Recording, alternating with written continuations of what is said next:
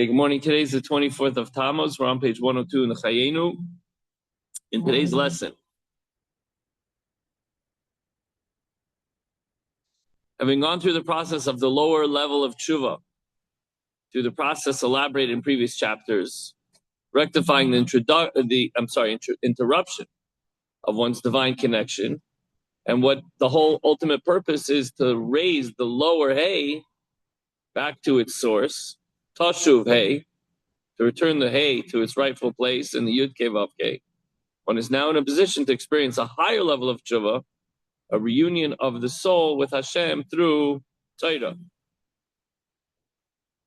So first there is the contrition, the resolve never to do it again. Then there's the spiritual approach.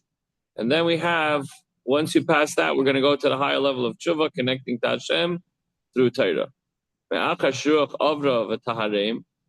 the wind of forgiveness passes over the soul of the sinners, then your soul is able to return literally to Hashem.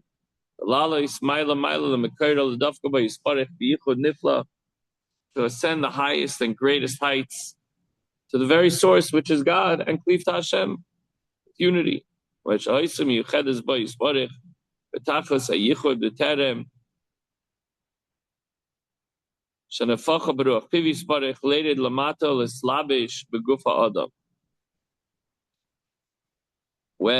what do? We want to connect with Hashem in an ultimate union, just as before the neshama was blown into our nostrils, into our bodies.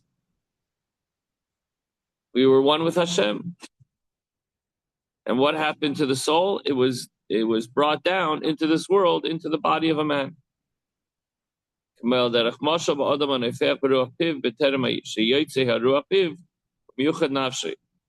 before one exhales, the breath is part of you. Then if you take a deep breath and you blow out, that breath now is expelled from your body and is no longer a part of you.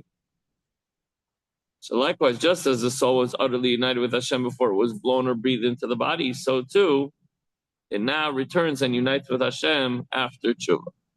Zayhi tshuva shlema, this is pure and complete, proper tshuva. Return. Tshuva zay, this state of unity, becoming united with Hashem, is the higher level of tshuva, which follows the lower level of tshuva. Tshuva ilahi is asek there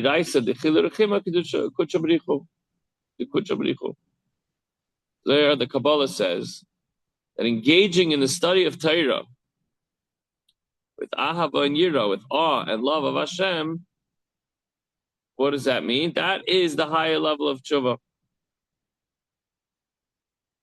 You do everything else that you have to do, what we discussed leading up until now, and then once you accomplish that, you learn Torah with no ulterior motive other than connecting to God.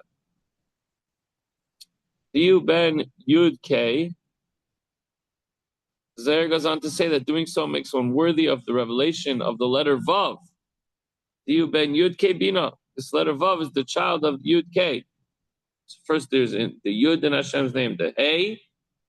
There's the idea that wisdom starts to develop with the Hey spread out, and then Vav brings it down.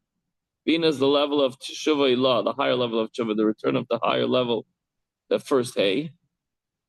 And the word itself is a composite of the words Ben Yud Hey. This alludes to the spiritual emotions of love and fear represented by the letter Vav that are born of the intellective levels of the Yud Kei Vav Kei, the level of Chachma and the level of Bina.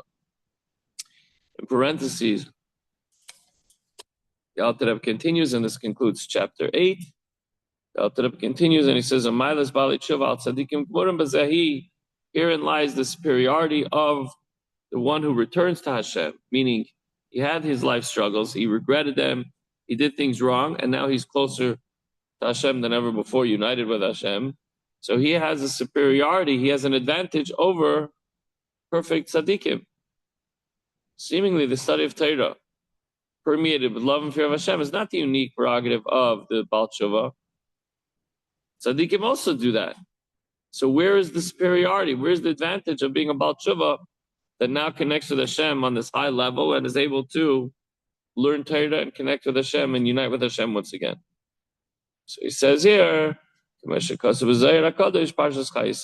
Kabbalah, on the Parshas Chaisar, it says, Inun, Moshche, Alaihu, Berusa Diliba Yater, Ovechela, Sagi, Diskrava, the Malka V'chulu. The Zohar says, they draw upon themselves with a more intense longing of the heart and with a greater forcefulness to approach the king. That's so funny. I was just having a conversation yesterday with somebody.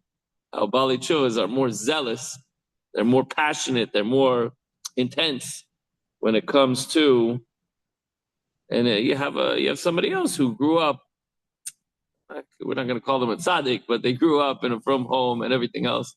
Bali Tshuva have a certain intensity about them, and that's what the Kabbalah is pointing out, that when they learn Lishma and when they do the Tshuva, they do it with all their heart and soul. Tzaddik just sort of goes through it because it's in a certain sense, it's easy for him. A tzaddik doesn't have the opposing forces. So the takeaway for today's true Tshuva creates the following scenario. Despite the fact that my neshama is enclosed in a body, it is the same as it was before it came down. It's totally connected with Hashem. And how do we achieve this in a tangible way from our perspective, from our efforts, is through the study of Torah. Okay, folks, have a wonderful day, and I'll see you tomorrow, Mitzvah Shem.